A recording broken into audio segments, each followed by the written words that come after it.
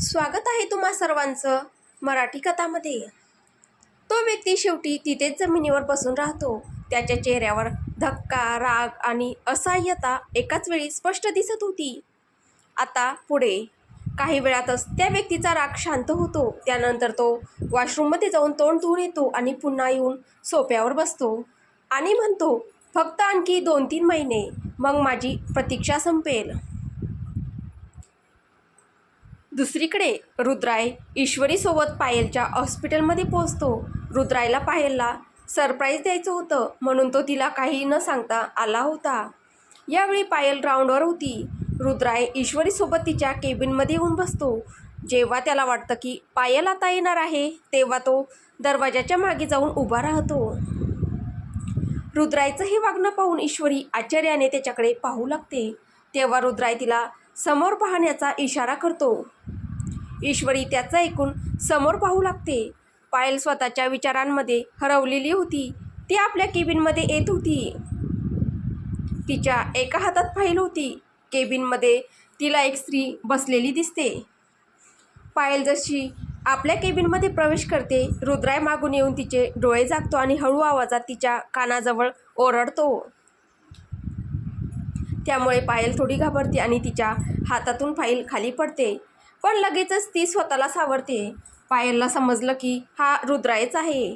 ती आपल्या डोळ्यांवरचा त्याचा हात बाजूला करते।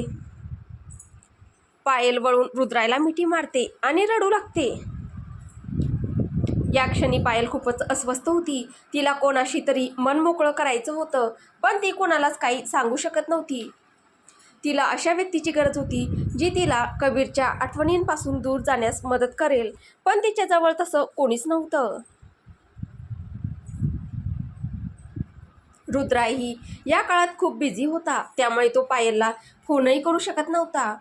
रुद्रायही तिला मिठी मारतो, पण जेव्हा त्याला जाणवतं की पायल रडत आहे तेव्हा त्याच्या चेहऱ्यावरचं हास्य नाहीसं होतं आणि तो चिंतित होतो। तो पायलला स्वतःपासून थोडं दूर करतो आणि तिच्या अश्रू पुसत म्हणतो, सॉरी बच्चा, मला तर तुला सरप्राईज द्यायचं होतं। मला माहीत नव्हतं की तू एवढी घाबरशील। सॉरी बच्चा।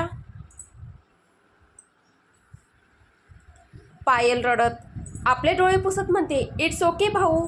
रुद्राय पायलला तिच्या खुर्चीवर बसवतो आणि स्वतः तिच्यासमोर उभा राहतो। ईश्वरीलाही पायल रडताना पाहून काळजी वाटते, कारण पायल इतकी नाजूक नव्हती की एवढ्याशा गोष्टीने घाबरून रडेल। रुद्राय आपल्या खिशातून रुमाल काढतो आणि पायलचे अश्रू पुसतो आणि म्हणतो, काय झालं बच्चा, तू रडतेस का? घाबरलीस का? पायल म्हणते, नाही भाऊ, मी तुला खूप मिस करत होते आणि तू आलास त्यामुळे मी थोडी भावूक झाले। रुद्राय तिला म्हणतो, पक्का ना? खरंच बोलतेस ना? पायल होकारार्थी मान हलवते। तेव्हा रुद्राय पुढे होऊन तिला मिठी मारतो। पायल ही त्याला बराच वेळ घट्ट धरून ठेवते। थोड्या वेळाने रुद्राय तिच्यापासून दूर होतो। तो आपल्या खिशातून काही चॉकलेट्स काढून तिला देतो। पायल म्हणती, याची काय गरज होती? रुद्राय हसत म्हणतो, वाटलं घेऊन जावं, तुला चॉकलेट्स आवडतात ना म्हणून। पायल म्हणते, यासाठी थँक्यू। रुद्राय तिला म्हणतो, जर तू मला मिस करत होतीस तर मला फोन करायचा ना? पायल त्याला म्हणते, मला वाटलं तू बिझी असशील म्हणून केला नाही। रुद्राय तिच्या डोक्यावर मारत म्हणतो, वेडी आहेस तू। पायल हसत म्हणते, अगदी तुझ्यासारखी। तिचं उत्तर ऐकून रुद्राय हसतो। त्यानंतर पायल उठून ईश्वरीजवळ येते आणि तिला मिठी मारते। काही वेळ तिघेही गप्पा मारतात। मग रुद्राय म्हणतो, पायल, तू तुझ्या वहिनींचं चेकअप कर, तोपर्यंत मी रोहनला भेटून येतो। ओके भाऊ। रुद्राय तिथून निघून रोहनच्या केबिनमध्ये जातो। रोहन फाईल वाचत बसला होता। रुद्राय येऊन त्याला भेटतो। रोहन म्हणतो, काय यार, कसा आहेस? मस्त, तू सांग? रोहन म्हणतो, मीही ठीक आहे। आज इकडे कसं काय? सगळं ठीक ना? रुद्राय म्हणतो, हो, फक्त ईश्वरीचं चेकअप करायचं होतं म्हणून तिला पायलकडे घेऊन आलो। रोहन म्हणतो, छान केलंस। आणि सांग, आयुष्य कसं चाललंय? रुद्राय म्हणतो, जसं चाललं होतं तसंच, काहीच बदललेलं नाही। रोहन खुर्चीतून उठत, चल कॅन्टीनमध्ये जाऊया, चहा पीत गप्पा मारू। रोहन आणि रुद्राय दोघेही कॅन्टीनमध्ये येतात। रोहन चहाची ऑर्डर देतो आणि दोघेही खुर्च्यावर बसतात। काही वेळातच त्यांचा चहा येतो. दोघे चहा पीत पीत गप्पा मारत बसतात. दुसरीकडे पायल ईश्वरीचे चेकअप करत होती. चेकअप झाल्यानंतर पायल ईश्वरी समोर येऊन बसते आणि म्हणते, ईश्वरी कशी आहेस तू? ईश्वरी म्हणते, मी ठीक आहे, तू सांग. मीही ठीक आहे. तसं त्या घरात तुला काही त्रास नाही ना? आणि भाऊ तुझ्याशी कसं वागतो? ईश्वरी म्हणते, सगळं ठीक आहे पायल, फक्त मीच ठीक नाही. पायल तिच्याकडे जवळ येत म्हणते, काय झालं मला सांग. ईश्वरी म्हणते, मी कितीही प्रयत्न केला तरी काही गोष्टी विसरू शकत नाही. ती रात्र, ते दुःख, ती भीती काहीच विसरत नाही. सगळं अजूनही माझ्या मनात आहे. पायल तिला समजावत तिच्या खांद्यावर हात ठेवत म्हणते, स्वतःला जास्तीत जास्त व्यस्त ठेव. मोकळा वेळ मिळाला की आठवणी येणारच. ईश्वरी म्हणते, रात्रीच जास्त आठवतं आणि मग मी स्वतःला सावरू शकत नाही. पायल तिला म्हणते, मी समजू शकते. मी वाचलं आहे की बहुतेक लोकांना हे सहज हँडल करता येत नाही. पण तुला काळजी करण्याची गरज नाही. भाऊ तुझ्यासोबत आहेत ना? बरं एक सांग, तू भाऊंसोबत वेळ घालवतेस का? ईश्वरी हळू आवाजात म्हणते, नाही. पायल तिला समजावत म्हणते, ईश्वरी एकटी राहिलीस तर तू आणखी आजारी होऊ शकतेस. असो, मी भाऊशी बोलते, तो सगळं सांभाळेल. ईश्वरी म्हणते, नाही हा पायल, तू त्याला काही सांगू नकोस. मी अजून कम्फर्टेबल नाही. पायल क्षणभर विचार करून म्हणते, ठीक आहे, नाही सांगणार. पण तुझ्या भीतीवर मात करण्याचा प्रयत्न कर. भाऊ खूप समजूतदार आहे, तो तुला नक्की मदत करेल. ईश्वरी म्हणते, मला त्याच्याशी काही बोलताच येत नाही. मला मुलांची भीती वाटायला लागली आहे. कोणी जवळून गेलं तरी मी घाबरते. पण माहीत नाही कसं तुझ्या भावासोबत मी एकाच खोलीत राहू शकते. पायल तिला म्हणते, काही हरकत नाही, जास्त विचार करू नकोस. तिथे तुला जसं राहायचं आहे तसं राहू शकतेस. त्या दोघे बोलत असतानाच पायलचा फोन वाजतो. रोहनचा कॉल होता. पायल कॉल रिसीव्ह करते. रोहन म्हणतो तिला, पायल, चेकअप झालं असेल तर वहिनींना घेऊन कॅन्टीनमध्ये ये. पायल म्हणते, ठीक आहे दादा, आम्ही येतो. त्यानंतर त्या दोघी कॅन्टीनमध्ये येतात. रुद्राय आणि रोहन तिथेच बसले होते. त्यांना येताना पाहून रोहन दोघींसाठीही काहीतरी मागवतो. दोघीही येऊन त्यांच्यासोबत बसतात. काही वेळातच पायलसाठी कॉफी आणि ईश्वरीसाठी ज्यूस येतो. सगळेजण काही वेळ गप्पा मारतात. यामध्येच रात्रीचे 8 वाजायला आले होते. थोड्या वेळाने रुद्राय म्हणतो, रोहन, पायल, चला बाहेर कुठेतरी डिनर करूया. पायल म्हणते, आज नाही भाऊ, पुन्हा कधीतरी जाऊया. आज थोडं काम आहे. रुद्राय तिला म्हणतो, अरे चला ना, काम उद्या कर. पायल म्हणते, भाऊ खूप महत्त्वाचं काम आहे, नाहीतर नक्की आले असते. रुद्राय म्हणतो, ठीक आहे मग आम्ही निघतो. रुद्राय दोघांना भेटतो. ईश्वर ही पायलला भेटते. तेवढ्यात पायल म्हणते, रुद्र भाऊ, मी वहिनींचे औषध द्यायची विसरले. तू माझ्यासोबत ये, मी तुला देते. रुद्राय म्हणतो, चल. मग तो ईश्वरीकडे पाहत म्हणतो, तुम्ही 2 मिनिटं थांबा, मी लगेच येतो. रुद्राय पायलसोबत तिच्या केबिनमध्ये जातो. ईश्वरी रोहनसोबत बाहेरच थांबते. रोहन म्हणतो, वहिनी तुम्ही बसा. ईश्वरी तिथेच खुर्चीवर बसते. पायल औषधं रुद्रायच्या हातात देते आणि म्हणते, आता ईश्वरी ठीक आहे, पण तुला तिची विशेष काळजी घ्यावी लागेल. रुद्राय म्हणतो, ती काही बोलत होती का तुझ्याशी? पायल म्हणते, काही खास नाही. का? काही गोष्ट आहे का? रुद्राय म्हणतो, नाही, तसं काही नाही. ती माझ्याशी फारसं काही बोलत नाही, म्हणून वाटलं कदाचित तुझ्याशी काही बोलली असेल. पायल त्याला म्हणते, ती अजूनही तिच्यासोबत घडलेल्या त्या प्रसंगातून पूर्णपणे बाहेर पडू शकलेली नाही. काहीच विसरू शकत नाही आहे ती. रुद्राय म्हणतो, मी पूर्ण प्रयत्न करेन. आता निघतो, स्वतःची काळजी घे. रुद्राय पायलच्या डोक्यावरून प्रेमाने हात फिरवतो आणि तिथून बाहेर येतो. ईश्वरी कॅन्टीनमध्ये बसली होती. रुद्राय रोहनला बाय म्हणतो आणि ईश्वरीसोबत तिथून निघून जातो. रोहन पायलच्या केबिनमध्ये येतो आणि म्हणतो, आपलं कोणतं महत्त्वाचं काम आहे बरं, सांग मला. पायल फाईलमध्ये पाहत म्हणते, काहीच काम नाही. रोहन पायलला म्हणतो, मग खोटं का बोललीस? पायल त्याच्याजवळ येत त्याच्या खांद्यावर हात ठेवत म्हणते, कारण सध्या त्या दोघांनी एकत्र वेळ घालवणं जास्त महत्त्वाचं आहे. पायलचं उत्तर ऐकून रोहनचा चेहरा पडतो, कारण तो बाहेर जाऊन डिनर करण्याचा विचार करत होता. त्याला तसं पाहून पायल हसत म्हणते, डोंट वरी दादा, तुझं लग्न झाल्यावर तुलाही स्पेस देईल.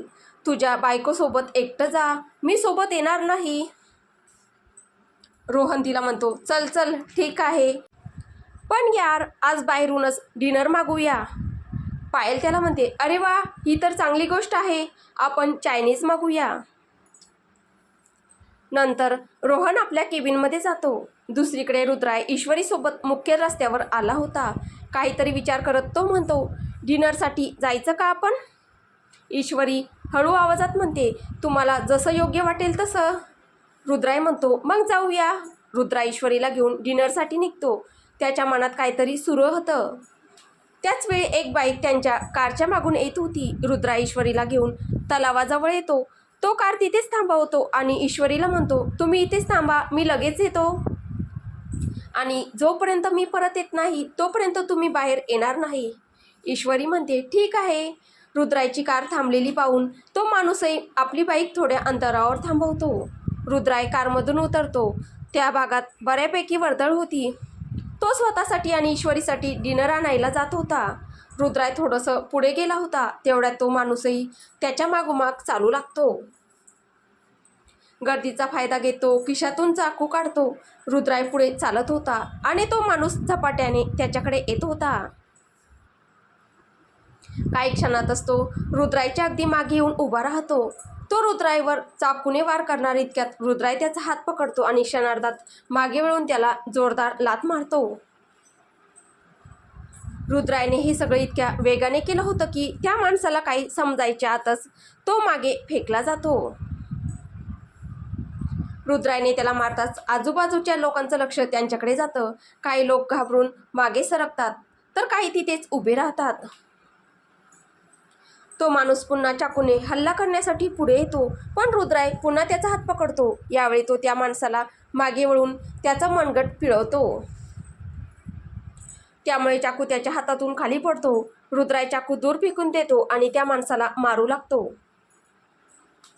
तो माणूसही रुद्रायला मारण्याचा प्रयत्न करत होता. तेवढ्यात गर्दीतून काही लोक पुढे येतात. त्यामुळे तो माणूस घाबरतो आणि तिथून पळून जातो. तो माणूस गेल्यानंतर ते लोक रुद्रायजवळ येतात. रुद्राय त्यांना म्हणतो, थँक्स अ लॉट, तुम्ही सगळे मदतीला पुढे आलात यासाठी. त्यांच्यापैकी एक जण म्हणतो, तुम्ही ठीक आहात ना? रुद्राय म्हणतो, हो मी ठीक आहे. तर दुसरा व्यक्ती लगेच म्हणतो, कोण होता तो? तुम्ही त्याला ओळखता का?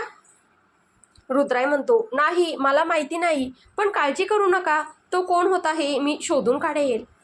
पुन्हा एकदा धन्यवाद. रुद्रायचं बोलणं ऐकून सगळे तिथून निघून जातात. रुद्राय ही रेस्टॉरंटमधून स्वतःसाठी आणि ईश्वरीसाठी डिनर पॅक करून घेतो. त्याच्या हातातून रक्त वाहत होतं. तो खिशातून रुमाल काढतो आणि जखमेवर बांधतो. रुद्राय मुख्य रस्त्यावर आला तेव्हाच त्याने बॅक मिररमध्ये त्या बाईकला पाहिलं होतं. त्या माणसाला ईश्वरीबद्दल कळू नये म्हणूनच तो कार सोडून पायी आला होता. रुद्राय डिनर घेऊन तलावाजवळ परत येतो.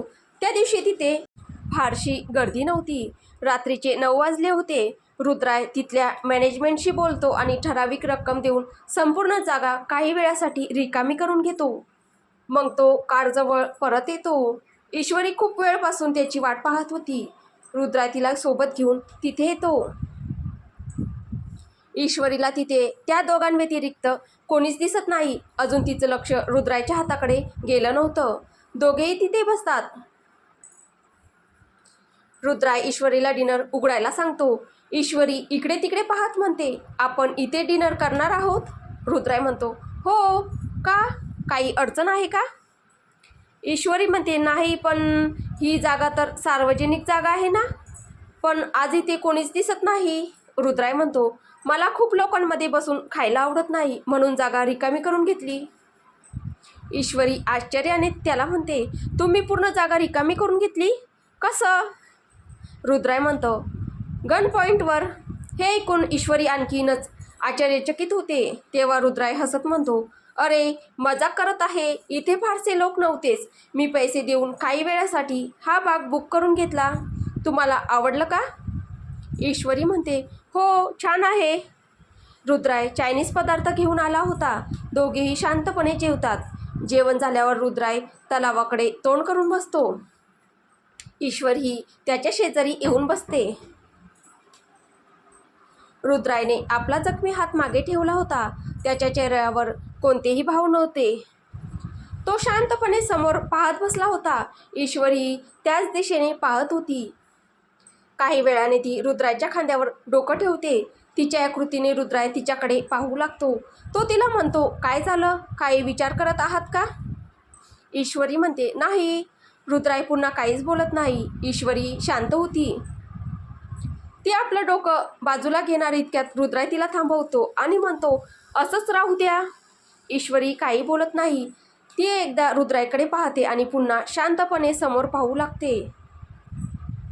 रुद्राय तिचा हात हातात घेतो आणि आपल्या बोटांमध्ये तिची बोटं गुंफतो. ईश्वरी यावर काहीच प्रतिक्रिया देत नाही. दोघेही शांतपणे समोरच्या लाटांकडे पाहत बसतात. रस्त्यावर धुकं पसरायला सुरुवात झाली होती आणि समोर पाण्यावरही धुक्याची चादर पसरली होती. दोघेही बराच वेळ तसेच तिथेच बसून राहतात. रात्रीचे 10:30 वाजले होते.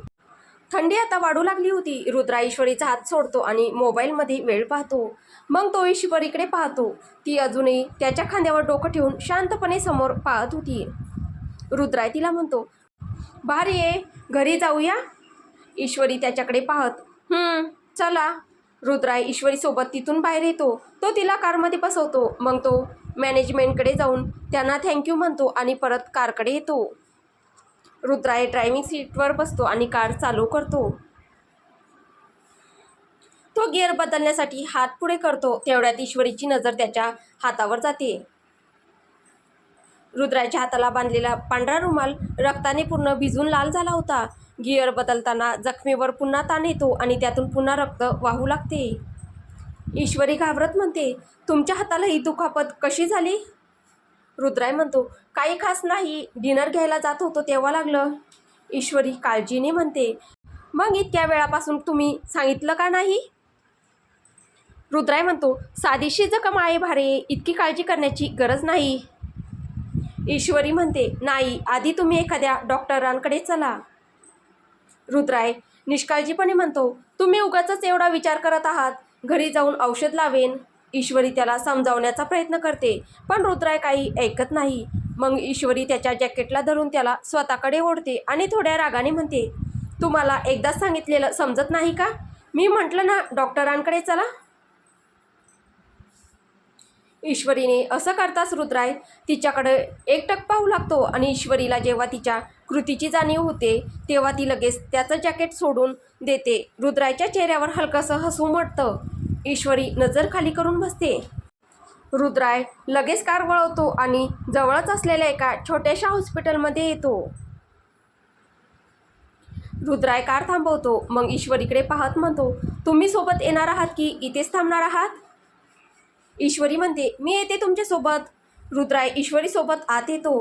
हॉस्पिटलमध्ये फारशी गर्दी नव्हती. जवळपास सगळे डॉक्टर घरी गेले होते. फक्त काही डॉक्टर तिथे होते, कारण रात्रीचे 11 वाजले होते. रुद्राय ईश्वरीसोबत इमर्जन्सी विभागात येतो. रुद्राय डॉक्टरांना भेटतो. डॉक्टर म्हणतात, हो सांगा, काय त्रास आहे? रुद्राय हळू आवाजात ईश्वरीकडे पाहत म्हणतो, मला नाही, माझ्या पत्नीला आहे. मग सामान्यपणे म्हणतो, डॉक्टर मला ड्रेसिंग करून घ्यायचं आहे. रुद्राय आपला हात पुढे करतो आणि रुमाल काढतो. त्याचा हात रक्ताने माखलेला होता. ईश्वरी त्याच्या मागे उभी होती. ती पाहते की जखम खूप खोल होती. डॉक्टर त्याचा हात पाहतात. आधी ते जखम स्वच्छ करतात, मग औषध लावून पट्टी बांधतात. डॉक्टर त्याला म्हणतात, तुमचं नाव काय आहे? रुद्राय म्हणतो, रुद्राय सिंग राठोड. डॉक्टर म्हणतात, मिस्टर राठोड, ही जखम कशी झाली? रुद्राय त्यांना सांगतो, चाकू लागला डॉक्टर. डॉक्टर म्हणतात, चाकूला गंज तर नव्हता ना? रुद्राय बेफिकीरपणे म्हणतो, डॉक्टर मारणारा चाकू दाखवून थोडाच आणणार? मला माहिती नाही. रुद्राय बोलून जातो, पण लगेच त्याला जाणवतं की तो काय बोलून गेला. डॉक्टर म्हणतात, म्हणजे कुणीतरी तुमच्यावर चाकूनी हल्ला करण्याचा प्रयत्न केला होता का? रुद्राय म्हणतो, हो डॉक्टर. डॉक्टर लगेच म्हणतो, तुम्ही पोलिसात तक्रार केली आहे का? रुद्राय त्यांना म्हणतो, त्याची तुम्ही काळजी करू नका, मी सकाळी करेन. सध्या तुम्ही एवढंच सांगा की मी आता जाऊ शकतो का? डॉक्टर रुद्रायला एक इंजेक्शन देतात आणि काही औषधही देतात. रुद्राय पैसे भरून ईश्वरीसोबत बाहेर येतो. दोघे कारमध्ये बसतात. रुद्राय कार राठोड भवनाच्या दिशेने वळवतो. ईश्वरी त्याला म्हणते, तुम्ही रागावलात का? रुद्राय तिच्याकडे पाहत म्हणतो, नाही तर का? ईश्वरी म्हणते, सहज विचारलं. काही वेळानंतर तुमच्यावर हल्ला झाला होता हे तुम्ही सांगितलं का नाही? रुद्राय तिला म्हणतो, त्यात सांगण्यासारखं काय होतं? आणि तसंही माझ्यासाठीही आता सामान्य झालं आहे. तुम्ही एवढ्या काळजीत होतात म्हणून ड्रेसिंग करून घेतलं, नाहीतर ही जखम अशीच बरी झाली असती. त्यानंतर ईश्वरी काहीच बोलत नाही. काही वेळातच त्यांची कार राठोड भवनात येते. रुद्राय आणि ईश्वरी आत येतात. लक्ष्मीजींचं जेवण करून झालं होतं, पण अजूनही त्या हॉलमध्येच बसल्या होत्या. रुद्राय आत येत म्हणतो, आई तू अजून जागीच आहेस? लक्ष्मीजी म्हणतात, हो, आम्ही तुमच्या दोघांची वाट पाहत होतो. तुम्ही दोघं कपडे बदला, तोपर्यंत आम्ही जेवण वाढायला सांगतो. रुद्राय म्हणतो, तू जेवण केलं नाहीस का अजून? का? करायचं ना. लक्ष्मीजी म्हणतात, आम्ही जेवण घेतलं आहे, तुमच्या दोघांसाठी म्हणत होतो. रुद्राय म्हणतो, आम्ही बाहेरचं जेवून आलो आहोत आई. तुमच्या सुनेला काही खायचं असेल तर गरम करून द्या. ईश्वरी म्हणते, मलाही काही खायचं नाही आई. लक्ष्मीजी म्हणतात, बरं ठीक आहे. तेवढ्या त्यांची नजर रुद्रायच्या हातावर जाते.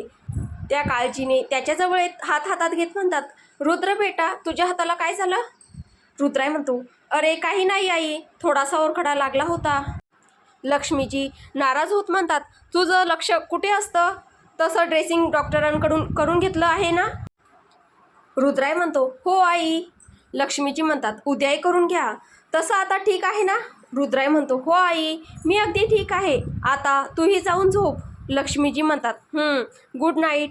ईश्वरी आणि रुद्राय त्यांना गुड नाईट म्हणतात आणि खोलीत येतात. ईश्वरी कपडे घेऊन बदलायला जाते.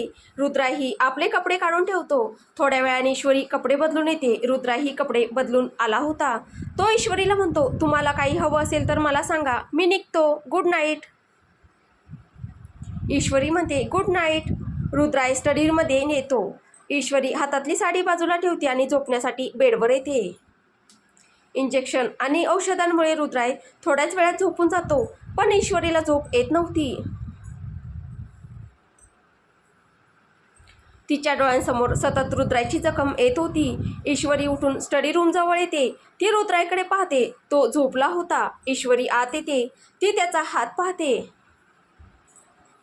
कार चालवल्यामुळे त्याच्या जखमेतून पुन्हा रक्त वाहू लागलं होतं. ईश्वरी तिथेच बसती. ती त्याच्या केसातून हात फिरवते. मग त्याचं ब्लँकेट नीट करते आणि मनात विचार करते, का तुमचा तिरस्कार करू शकत नाही आहे मी? का तुमची काळजी वाटू लागली आहे?